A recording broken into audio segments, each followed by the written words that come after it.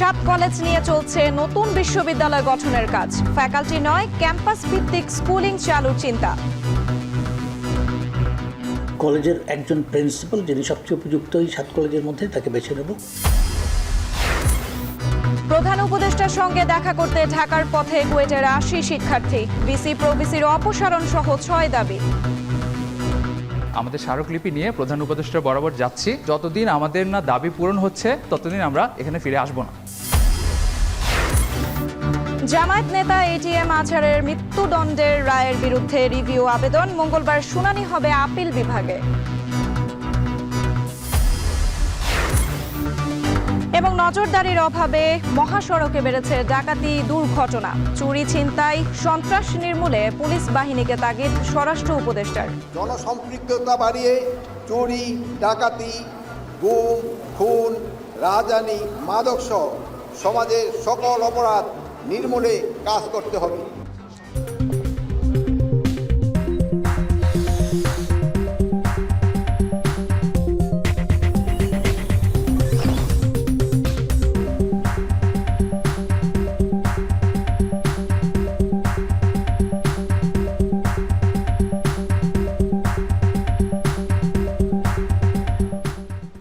স্বাগত। এখন ঢাকায় পুরো আয়োজন জুড়ে সঙ্গে আছি আমি সুমাইরা। রাজধানীর সরকারি ৭ কলেজের সমন্বয়ে একটি পূর্ণাঙ্গ স্বতন্ত্র বিশ্ববিদ্যালয় গঠনের পথে এগোচ্ছে সরকার। ইতোমধ্যেই বিশ্ববিদ্যালয়ের নাম আহ্বান করা হয়েছে।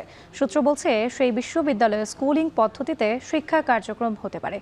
বিশ্ববিদ্যালয় গঠনের আগ পর্যন্ত শিক্ষা কার্যক্রম চালাবে ক্রান্তিকালীন প্রশাসন, যার পরিচালক হবেন একটি কলেজের অধ্যক্ষ। ফরহাদ বিন নূরের প্রতিবেদন। দাবির মুখে রাজধানীর সরকারি ৭টি কলেজকে ঢাকা বিশ্ববিদ্যালয়ের অধিভুক্ত থেকে বাতিল করে স্বতন্ত্র একটি বিশ্ববিদ্যালয় গঠনের কথা বলা হয়। কিন্তু সে বিশ্ববিদ্যালয়ের কাঠামো কেমন হবে, কাজই বা কতটুকু এগুলো? ইতোমধ্যে ৭ কলেজের সমন্বয়ে পূর্ণাঙ্গ বিশ্ববিদ্যালয় স্থাপনের লক্ষ্যে শিক্ষক, শিক্ষার্থী ও সংশ্লিষ্ট সকলের কাছে নাম আহ্বান করেছে বাংলাদেশ বিশ্ববিদ্যালয় মঞ্জুরি কমিশন। সূত্র বলছে, তিতুমিরকে আলাদা করে নয়, ৭টি কলেজের সমন্বয়ে হবে একটি স্বতন্ত্র বিশ্ববিদ্যালয়। ফ্যাকাল্টি পদ্ধতি নয়, স্কুল পদ্ধতির কথা ভাবা হচ্ছে, যা বিশ্বের বিভিন্ন দেশে রয়েছে। কলেজগুলো থাকবে আগের নামেই বহাল, যেমন বিশ্ববিদ্যালয়ের Dhaka college campus, Eden campus কিংবা তিতুমির ক্যাম্পাস নামে পরিচিতি পাবে। একটি পূর্ণাঙ্গ বিশ্ববিদ্যালয় গঠন করা যেহেতু দীর্ঘ সময়ের ব্যাপার, তাই তার আগ পর্যন্ত ৭ কলেজের শিক্ষা কার্যক্রম ক্রান্তিকালীন প্রশাসন এর মাধ্যমে পরিচালিত হবে, যার মাধ্যম হবে ঢাকা বিশ্ববিদ্যালয় আর নজরদারি সংস্থা ইউজিসি। পরিচালক হবেন কোনো একটি কলেজের অধ্যক্ষ। ট্রানজিশনাল অ্যারেঞ্জমেন্ট বলা যেতে পারে। সেখানে একজন মাননীয় সদস্য সার্বিক তত্ত্বাবধানে থাকবেন। কলেজের একজন প্রিন্সিপাল যিনি সবচেয়ে উপযুক্ত এই 7 কলেজের মধ্যে তাকে বেছে নেব। হঠাৎ করে ঢাকা বিশ্ববিদ্যালয় সাথে একেবারেই নাই, সব সম্পর্ক বিচ্ছিন্ন হয়ে যাবে, এটা তো সম্ভব না। এটা সম্ভব না। তা ভর্তি প্রক্রিয়ার জন্য ভর্তি যে শাখা, তারা আমাদের সাথে কানেক্টেড থাকবে। নতুন করে আর কোনো হেনস্থা নয়, নতুন বিশ্ববিদ্যালয় হোক ভোগান্তিহীন এবং গবেষণা পড়াশোনার পরিপূর্ণ সক্ষমতার, এমনটাই চান কলেজের শিক্ষক শিক্ষার্থীরা। ৭ কলেজকে একটা কমন জায়গায় রেখে বিশেষ করে সিস্টেম ডেভেলপ করে, যেটা যেখান থেকে আবেদন করুক অনলাইনে, তার ওই জায়গায় বসেই সে সার্ভিসটা পেয়ে যাবে। সেন্ট্রালি যেখানেই করা হোক সেখানে যেন প্রতিবার আসতে না হয়।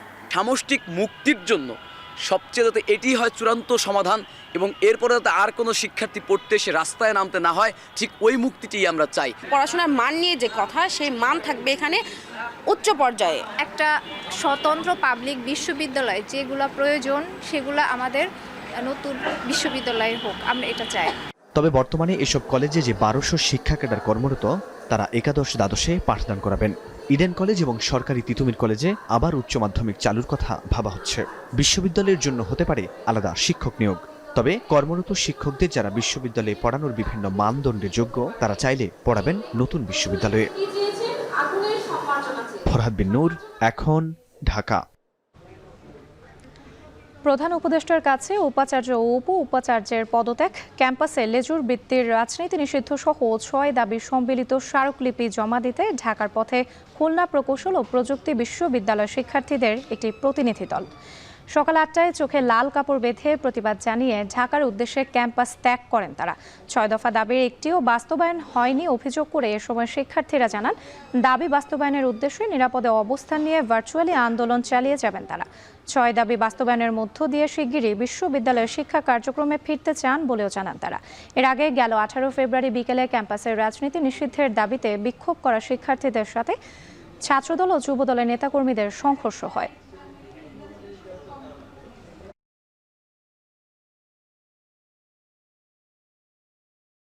হামলার 5 দিন পরও অন্তর্বর্তীকালীন সরকারের প্রশাসন থেকে আমাদের কোনো প্রকার সাহায্য আসেনি, যোগাযোগ করেনি। আমাদের স্মারকলিপি নিয়ে প্রধান উপদেষ্টা বরাবর যাচ্ছি যে আমরা যতদিন আমাদের না দাবি পূরণ হচ্ছে আমরা ক্যাম্পাসে ফিরে আসব না। প্রশাসন আমাদের সুরক্ষার কোনো ব্যবস্থা নিচ্ছে ততদিন আমরা এখানে ফিরে আসব না এবং বাকি কার্যক্রম আমাদের অনলাইনে চলবে। জিয়া চ্যারিটেবল ট্রাস্ট মামলায় 7 বছরের দণ্ডপ্রাপ্ত থেকে বিএনপি চেয়ারপারসন খালেদা জিয়াকে হাইকোর্টের দেয়া খালাসের রায়ের বিরুদ্ধে রাষ্ট্রপক্ষ ও দুদকের আবেদনের শুনানি আগামী 2 মার্চ ধার্য করা হয়েছে। সকালে বিচারপতি মোহাম্মদ আশফাকুল ইসলামের নেতৃত্বে 3 বিচারপতির আপিল বেঞ্চে আবেদনটি শুনানির জন্য এদিন ধার্য করেছেন। এর আগে 16 ফেব্রুয়ারি জিয়া চ্যারিটেবল ট্রাস্ট মামলায় বিএনপি চেয়ারপারসনকে হাইকোর্টের দেয়া খালাসের রায়ের বিরুদ্ধে আপিল করেন রাষ্ট্রপক্ষ। গেল বছরের 27 নভেম্বর বিচারপতি এ.কে.এম. আসাদুজ্জামান ও বিচারপতি সৈয়দ এনায়েত হোসেনের হাইকোর্ট বেঞ্চ ওই রায় দিয়েছিলেন। রায় বেগম খালেদা জিয়া ছাড়াও হারিস চৌধুরীর তৎকালীন একান্ত সচিব জিয়াউল ইসলাম ও সাবেক মেয়র সাদেক হোসেন খোকার একান্ত সচিব মনিরুল ইসলাম খানও এই মামলা থেকে খালাস পান।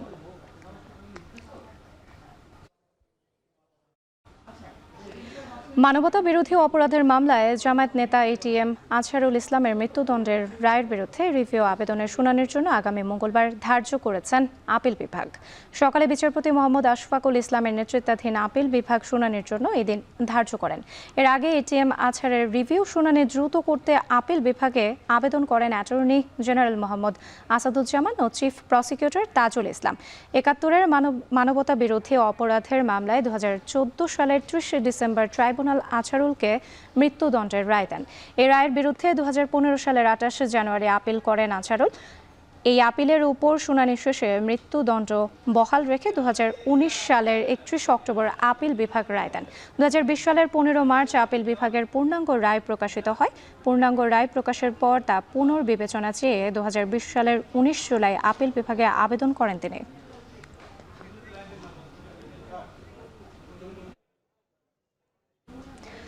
জামায়াত নেতা এটিএম আজহারুল ইসলামের রায়ের বিরুদ্ধে রিভিউ শুনানির জন্য মঙ্গলবার ধার্য করেছেন আপিল বিভাগ। এ বিষয়ে আরও জানাতে আদালত প্রাঙ্গণ থেকে যুক্ত হচ্ছেন মশিউর অনেক আপনার কাছে জানতে চাই, জামায়াত নেতা আজহারের রিভিউ শুনানির বিষয়ে জানাবেন।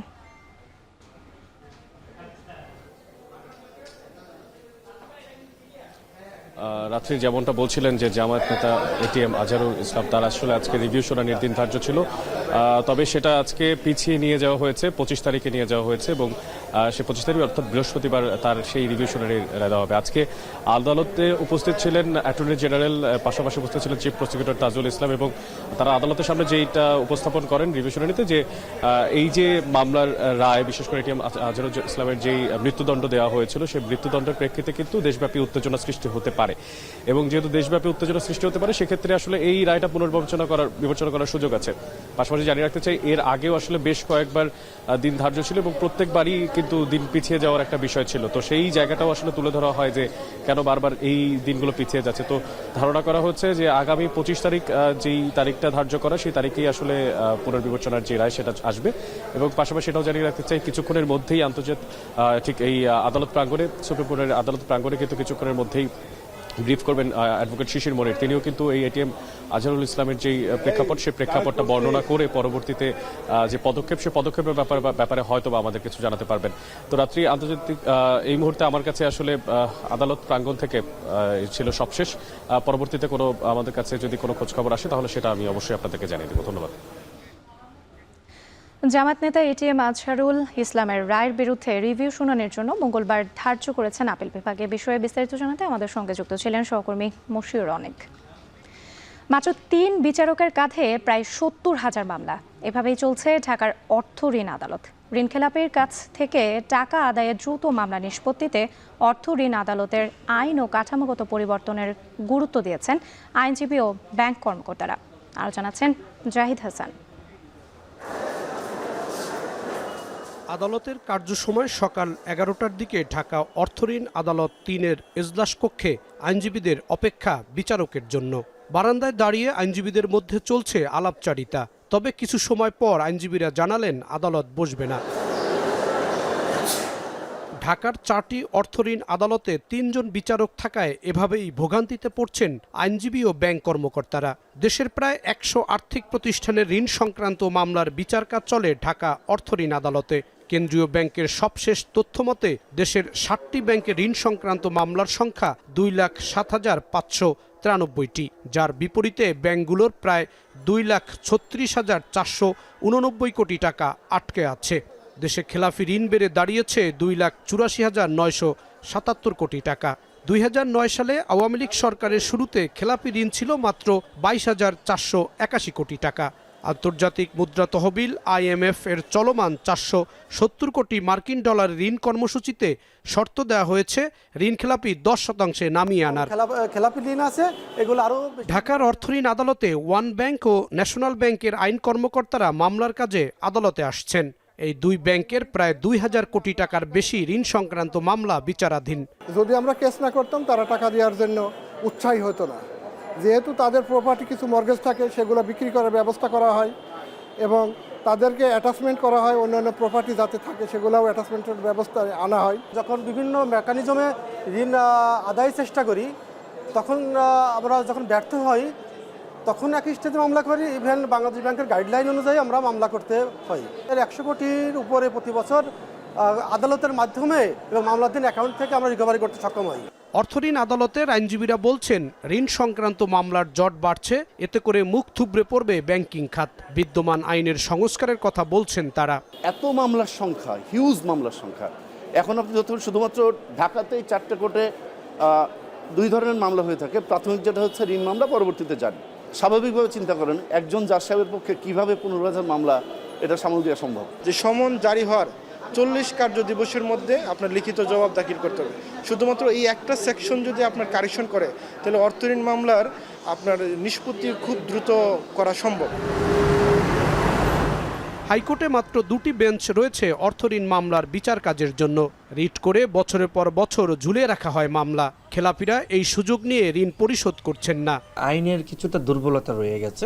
অনেক ক্ষেত্রে দেখা যায় একটি প্রাইভেট ব্যাংক দেখা গেছে যে যারা দুর্বৃত্তায়নটা করে, অর্থনৈতিক দুর্বৃত্তায়ন, তারা নিজেরা এতটাই শক্তিশালী, ব্যাংক তাদেরকে প্রপোজাল দিচ্ছে যে আপনি পুনর্তফসিলে আবেদন করেন বা এত টাকা দেন, এত টাকা দিলে আমরা পুনর্তফসিল আপনাকে করে দিব।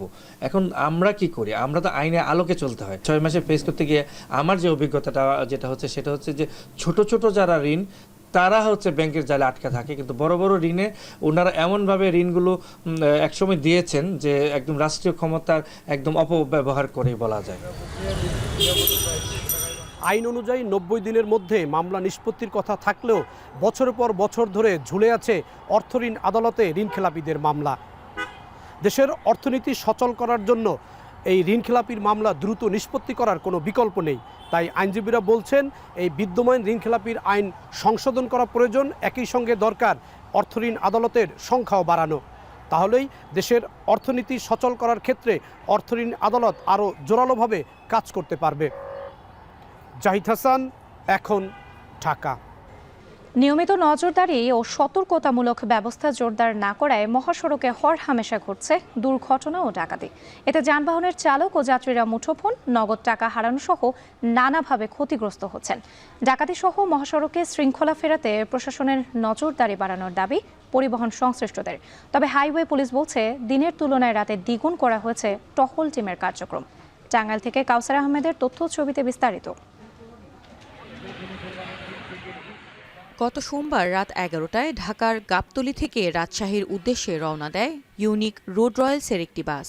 রাত 12:30টার দিকে ঢাকা টাঙ্গাইল মহাসড়কের মির্জাপুর এলাকায় বাসটি পৌঁছালে ডাকাত দলের কবলে পড়ে। লুট করা হয় যাত্রীদের টাকা, মোবাইল সহ মূল্যবান মালামাল। এমনকি বাসে থাকা নারীর শ্লীলতাহানির অভিযোগও ওঠে।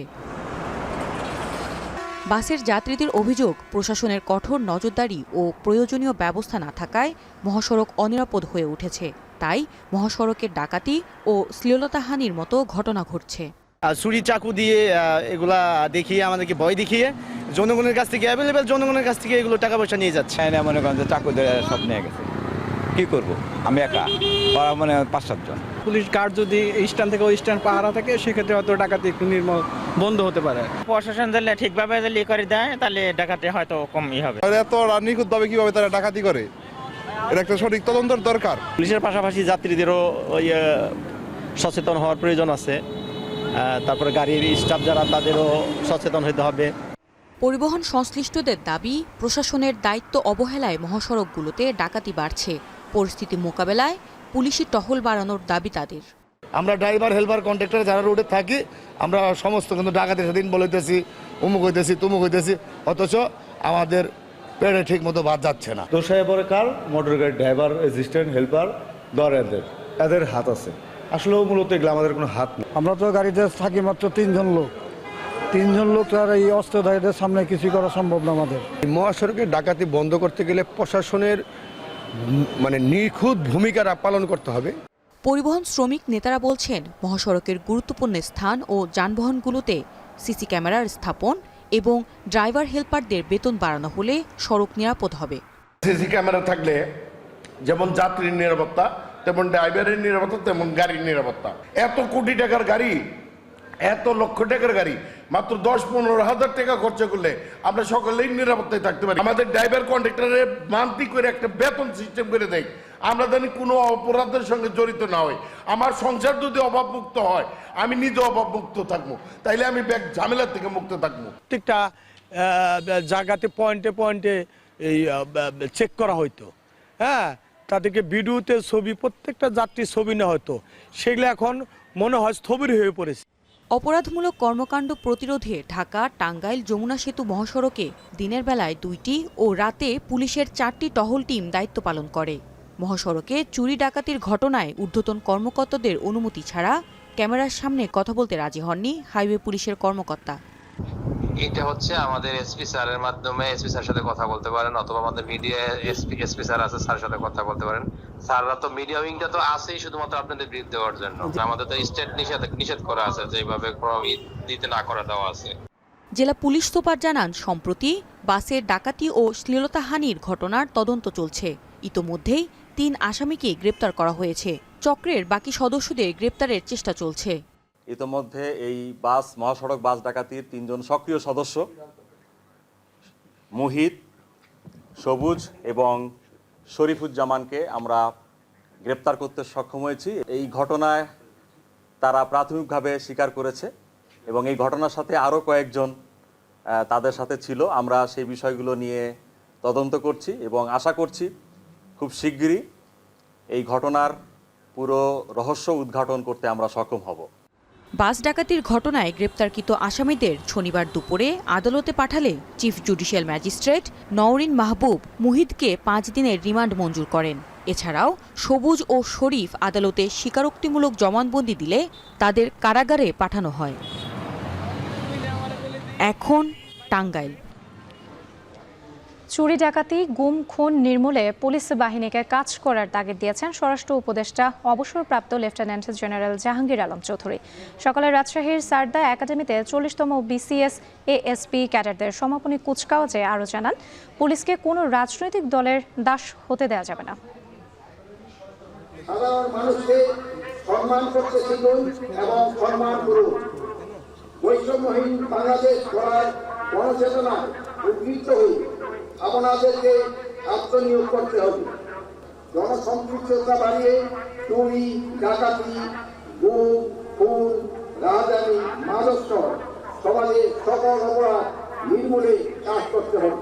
সরকারি কর্মকর্তা হিসেবে আমাদের কাছে বিভিন্ন গুরুত্বপূর্ণ ও সংবেদনশীল তথ্য থাকবে। এসব তথ্য শেয়ার করার ক্ষেত্রে সতর্ক থাকুন। আইন শৃঙ্খলা নিয়ন্ত্রণে পুলিশ এবং অন্যান্য বাহিনীর সমন্বয়ে ঢাকায় র্যাবের 5টি এবং সারা দেশে 10টি টিম সক্রিয় রয়েছে বলে জানিয়েছেন র্যাবের মহাপরিচালক AKM শহীদুর রহমান। রাজধানীর মাতোয়াইলে রাত 12:30টার দিকে র্যাবের চেকপোস্ট পরিদর্শন শেষে এসব কথা জানান তিনি। বলেন, কোনো ছিনতাইকারী যে কোনো সহজে জামিন না পায় সেজন্য সরকার পক্ষের আইনজীবীদের সঠিক বিচার কাজ পরিচালনার অনুরোধ জানান তিনি। এ সময় নিজের হাতে আইন না তুলে নেয়ার আহ্বান জানান র্যাবের মহাপরিচালক। সাংবাদিকদের প্রশ্নের জবাবে তিনি বলেন, আসন্ন রমজান উপলক্ষে আইন শৃঙ্খলা নিয়ন্ত্রণে র্যাবের নিয়মিত অভিযান অব্যাহত থাকবে।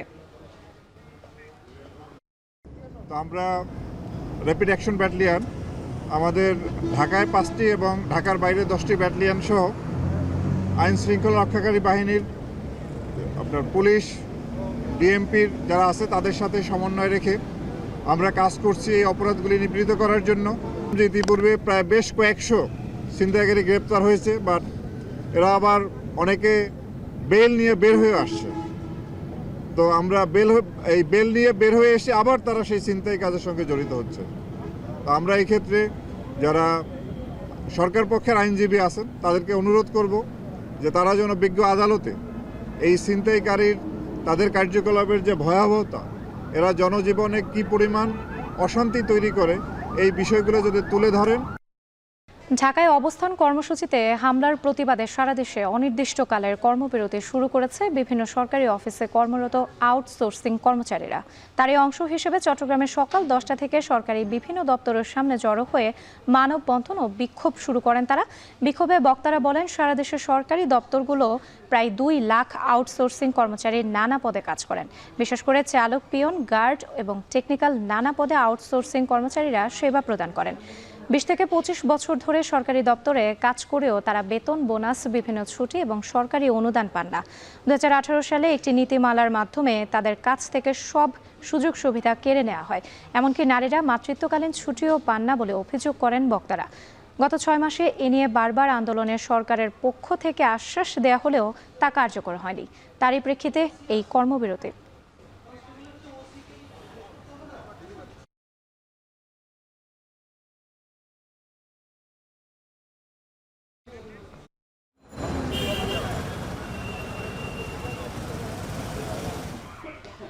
চট্টগ্রামে খোলা আকাশের নিচে পড়ে আছে শত কোটি টাকার রেলের নিলামযোগ্য যন্ত্রাংশ। বছরের পর বছর পড়ে থাকা এসব মূল্যবান মালামাল সুরক্ষার কেউ নেই, আর এই সুযোগেই চলছে চুরি, লুটপাট। অথচ নিয়ম মাফিক নিলাম হলে সরকার প্রতি বছর শত কোটি টাকা রাজস্ব পেতে পারত। কাজী মাহফুজের প্রতিবেদন। 16 শহর স্টেশন এলাকায় বছরের পর বছর খোলা আকাশের নিচে পরিত্যক্ত অবস্থায় পড়ে আছে কোটি টাকার পুরনো বগি, রেলবিট ও স্লিপার। বেশিরভাগই নষ্ট হয়ে গেছে। একই চিত্র মাদারবাড়ি SRV স্টেশনেও, যেখানে এক যুগেরও বেশি সময় ধরে পড়ে আছে শত শত রেলের চাকা, ওয়াগন সহ নানা সরঞ্জাম।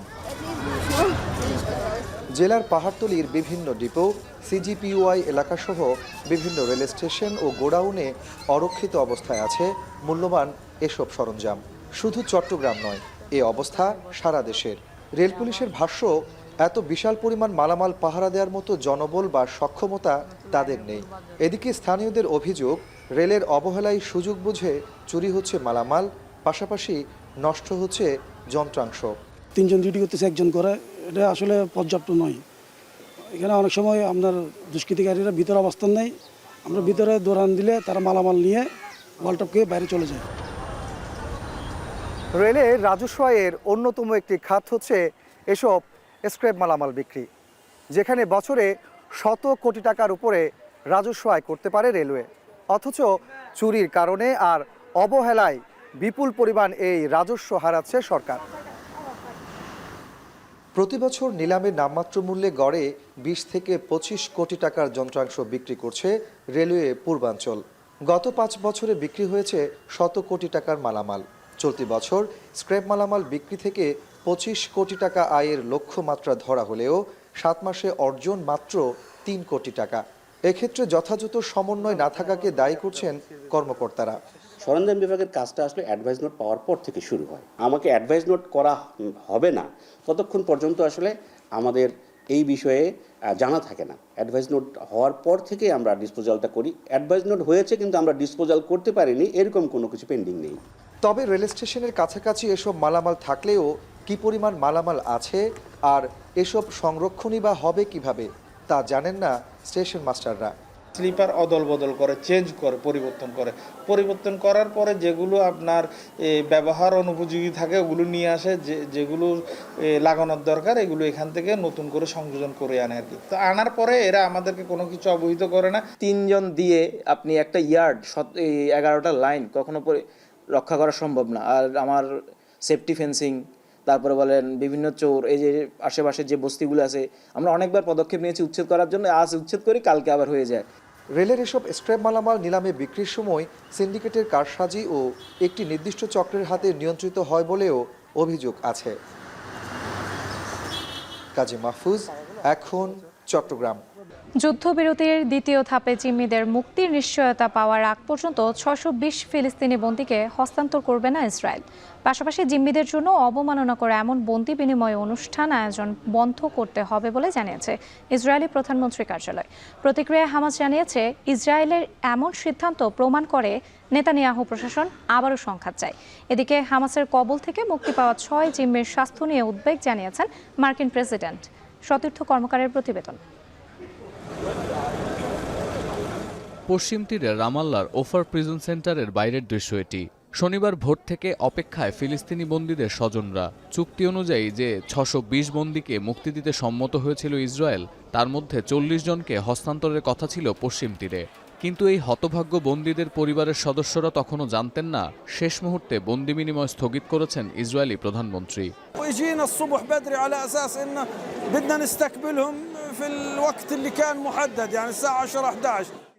শনিবার অনেক জল্পনার পর ইসরায়েলি প্রধানমন্ত্রীর কার্যালয় জানায়, হামাসের পক্ষ থেকে পরবর্তী ধাপে জিম্মিদের মুক্তির নিশ্চয়তা দেয়া না হলে শর্ত অনুযায়ী ফিলিস্তিনি বন্দীদের ছাড়বে না ইসরায়েল। এছাড়া জিম্মিদের মুক্তি দেওয়ার আগে যে ধরনের অসম্মানজনক অনুষ্ঠানের আয়োজন করে হামাস, সেটাও বন্ধ করতে হবে বলে জানায় প্রধানমন্ত্রীর অফিস। আল জাজিরার তথ্য বলছে, এদিন প্রতিরক্ষা বিভাগের কর্তা ব্যক্তিদের সাথে বৈঠকের পর ক্যাবিনেট সদস্যদের সাথেও আলোচনায় বসেন ইসরায়েলি প্রধানমন্ত্রী। তারপরই আসে এমন সিদ্ধান্ত। ইসরায়েলের এই সিদ্ধান্তে ক্ষুব্ধ প্রতিক্রিয়া জানিয়েছে হামাস। সংগঠনের পক্ষ থেকে বলা হচ্ছে, শুরু থেকেই যুদ্ধবিরতির শর্ত ভঙ্গ করছে নেতানিয়াহু প্রশাসন, তবে এবার তারা সহ্যের সব সীমা অতিক্রম করেছে। এদিকে শনিবার শর্ত অনুযায়ী 6 জিম্মিকে মুক্তি দিয়েছে হামাস। 500 দিনেরও বেশি সময় আটক ছিলেন তারা। তবে অস্ত্রবিরতির প্রথম ধাপে 33 জিম্মিকে দেশে ফিরিয়ে আনতে সক্ষম হলেও ইসরায়েলি প্রধানমন্ত্রীর ওপর আস্থা রাখতে পারছে না দেশটির জনগণ। নেতানিয়াহুর কারণে যুদ্ধবিরতি ভেস্তে যেতে পারে এমন আশঙ্কাও করছেন তেল আবিবের এই বিক্ষোভকারীরা।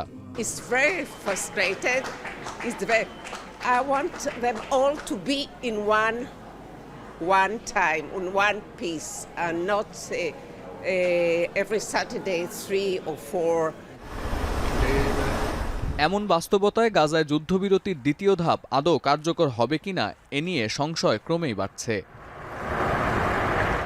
এদিকে সবশেষ মুক্তি পাওয়া 6 জিম্মির স্বাস্থ্য নিয়ে উদ্বেগ জানিয়েছেন মার্কিন president Donald Trump. lot of news over the last 24 hours. We had the hostages given back today. It's disgraceful what's going on there. They're not in great shape, but we've also seen them in worse shape. মধ্যপ্রাচ্যের গণমাধ্যমগুলো বলছে, শেষ মুহূর্তে নানা অভিযোগ তুলে বন্দি বিনিময় আটকে দেওয়ার সিদ্ধান্ত আসায় নতুন সংকটে পড়তে যাচ্ছে হামাস। কারণ ইসরায়েলের বিরুদ্ধে পদক্ষেপ নিলে গাজায় থমকে যাবে ত্রাণ সরবরাহ, আটকে যাবে যুদ্ধবিরতির দ্বিতীয় ধাপের আলোচনাও। আর নিষ্ক্রিয় হয়ে থাকলে সমঝোতা আলোচনায় একতরফা আধিপত্য দেখানোর সুযোগ পাবে নেতানিয়াহু প্রশাসন। সতীর্থ কর্মকার, এখন বিশ্ব। নিজের জয়ের ব্যাপারে আত্মবিশ্বাসী ক্ষমতাসীন সোশ্যাল ডেমোক্রেটিক পার্টির নেতা ওলাফ শলৎস জার্মানিকে ইউরোপে আরও শক্ত অবস্থানে নেয়ার প্রতিশ্রুতি দিয়েছেন রক্ষণশীল দলের প্রার্থী ফ্রেডরিক মার্চ। বামপন্থীদের ভরসা তরুণ ভোটার, তবে ভোটারদের কাছে গুরুত্ব পাচ্ছে দেশটির অভিবাসন ও অর্থনৈতিক নীতি। আরও জানাচ্ছেন তানভীর জনি। ইউরোপের সবচেয়ে বড় অর্থনীতির দেশ জার্মানিতে বাজেট নীতি ও দুর্বল অর্থনৈতিক নীতি নিয়ে বিরোধের জেরে ভেস্তে যায় জোট সরকার। অর্থমন্ত্রী ক্রিস্টিয়ান লিন্ডারকে বরখাস্ত করেন চ্যান্সেলর ওলাফ শোলস। পরে অনাস্থা ভোটে জোট সরকার পতনের 3.5 মাসের মাথায় অনুষ্ঠিত হচ্ছে নির্বাচন। জার্মানির নির্বাচনের দিকে তাকিয়ে গোটা ইউরোপ। দেশটিতে জনপ্রিয়তার শীর্ষে থাকা দুটি মধ্যপন্থী জোট, ক্ষমতাসীন এসপিডি এবং রক্ষণশীল জোট, সম্প্রতি সমর্থন হারিয়েছে ব্যাপক হারে। অন্যদিকে গ্রিনস এবং অতি ডানপন্থী এএফটির মতো ছোট দলগুলোর সমর্থন বেড়েছে বহুগুণ। ভোটারদের কাছে গুরুত্বপূর্ণ হয়ে উঠেছে জার্মানির অভিবাসন নীতি। শরণার্থী সংকট মোকাবেলার জন্য সম্ভাব্য উত্তরসূরি বেছে নিতে মরিয়া জার্মানরা। দেশটিতে বেশ কয়েকটি হামলা ও সংঘাতে অভিবাসীদের জড়িত থাকার ঘটনা বিষয়টিকে উস্কে দিয়েছে। Also die AfD, die geht halt sehr krass auf die Wünsche der Leute ein, was so Rechtsradikalismus angeht. Dass man das gar nicht mehr bewältigen kann. Die werden nicht mehr integriert. Es sind einfach zu viele. Man kann sich nicht genug um die Leute kümmern. ভোটের ফলাফলে এবার গুরুত্বপূর্ণ হয়ে উঠেছে কট্টর জাতীয়তাবাদী দল alternative for Germany বা এএফটি, যাদের মূল এজেন্ডা অভিবাসন বিরোধী নীতি। দলটির নেতা অ্যালিস উইডেল তরুণ ভোটারদের আকৃষ্ট করতে সোশ্যাল মিডিয়ায় সরব। এছাড়া সংখ্যাগরিষ্ঠতা পেলে জার্মানির নানা নীতিতেও প্রাধান্য দেখা যাবে তাদের। তবে নিজের জয়ের ব্যাপারে শতভাগ আশাবাদী জার্মান চ্যান্সেলর ওলাফ শোলস। তার মতে জার্মানির গণতন্ত্র পুনরুদ্ধারে তরুণরা সোশ্যাল ডেমোক্রেটিক পার্টিকেই ভোট দেবে। Und ich bin ganz sicher, am Ende werden ganz viele sich entscheiden, dass sie ihr Kreuz und ihre Kreuze bei der SPD machen. Für die Wahlkreise die Erststimme und für die SPD insgesamt die Zweitstimme, damit wir stark genug sind und auch damit die Regierung unter meiner Führung fortgesetzt werden kann. এদিকে ইউরোপে জার্মানিকে আরও শক্ত অবস্থানে নেয়ার প্রতিশ্রুতি দিয়েছে রক্ষণশীল দল খ্রিস্টিয়ান ডেমোক্রেটিক ইউনিয়ন। সমর্থকরা বলছেন তাদের নেতা ফ্রেডরিক মার্জের হাত ধরে ইউরোপীয় ইউনিয়নের নেতৃত্ব দেবে Germany. Merz versteht, was will, was macht und was wird in der Zukunft gemacht. Also das ist nicht einfach populistische. সঙ্গত কারণেই ভোটাররা জার্মান অর্থনীতি নিয়ে গভীরভাবে উদ্বেগের মধ্যে আছে। টানা 2 বছর ধরে দেশটিতে অর্থনৈতিক মন্দা চলছে। 2025 সালে এসেও অর্থনীতির আকার 2019 সালের মতোই রয়ে গেছে। উচ্চ কর ও কম সরকারি ব্যয়ে ধুঁকছে রাজস্ব নীতি। কোনোভাবেই নিয়ন্ত্রণে আসছে না জার্মানির মুদ্রাস্ফীতি। তানভীর জানি, এখন বিশ্ব। রাশিয়া ইউক্রেন যুদ্ধ 4 বছরে পা রাখতে বাকি আর মাত্র কয়েক ঘন্টা। ক্ষমতায় গেলে 24 ঘন্টার মধ্যে যুদ্ধ বন্ধের দম্ভ করলেও আলোর পথ দেখাতে পারেনি মার্কিন প্রেসিডেন্ট। বরং যুদ্ধ বন্ধে মস্কোর সঙ্গে ওয়াশিংটনে একা আলোচনা করে ইউক্রেন ও ইউরোপের মিত্রদের উদ্বেগ বাড়িয়েছে। বিশ্লেষকরা মনে করছেন ট্রাম্পের বিতর্কিত কর্মকাণ্ডগুলো পুতিনের অসৎ উদ্দেশ্য হাসিলের পথকে সহজ করে তুলছে। তৌহিদুর রহমান জানাচ্ছেন বাকিটা। Say this, I will end that war in one day. It'll take 24 hours. I know Zelensky well. I know Putin well. Russia Ukraine যুদ্ধ বন্ধ করতে মাত্র 24 ঘন্টা সময় লাগবে বললেও মার্কিন প্রেসিডেন্টের দায়িত্ব নেয়ার 1 মাস পেরিয়েছে। যুদ্ধ না থামায় 2022 সালের 24 ফেব্রুয়ারি ইউক্রেনে শুরু করা রুশ অভিযান গড়াচ্ছে 4র্থ বছরে। ইউক্রেন ও ইউরোপকে বাদ দিয়ে সৌদি আরবে মস্কোর সাথে ওয়াশিংটনের আলোচনাও সবাইকে হতবাক করেছে। ট্রাম্প আসলে কোন দিকে দাবার গুটি চালছেন তা বোঝা মুশকিল। এই যখন অবস্থা, তখন ট্রাম্প ইউক্রেনের অর্ধেক খনিজ সম্পদের মালিক হতে মরিয়া হয়ে ওঠার বিষয়টিও উদ্বেগ বাড়িয়েছে ইউরোপীয় মিত্রদের। এই পরিস্থিতিতে প্রশ্ন উঠেছে, তবে কি ইউক্রেনের খনিজ সম্পদে লুকিয়ে আছে যুদ্ধ বন্ধ হওয়া না হওয়ার আসল রহস্য? ট্রাম্প সেটি হাসিল করতে পারলেই কি 24 ঘন্টার মধ্যে বন্ধ হতে যাচ্ছে রাশিয়া ইউক্রেন যুদ্ধ? এমন শঙ্কায় ইউক্রেনের নিরাপত্তা গ্যারান্টি এবং ইউরোপের স্বার্থের বিষয়েও যুক্তরাষ্ট্রের গুরুত্ব দেওয়া উচিত বলে মনে করছেন বিশ্লেষকরা।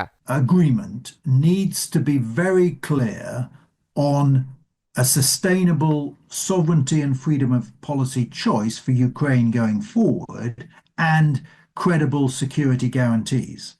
Now, how those credible security guarantees are measured or enforced.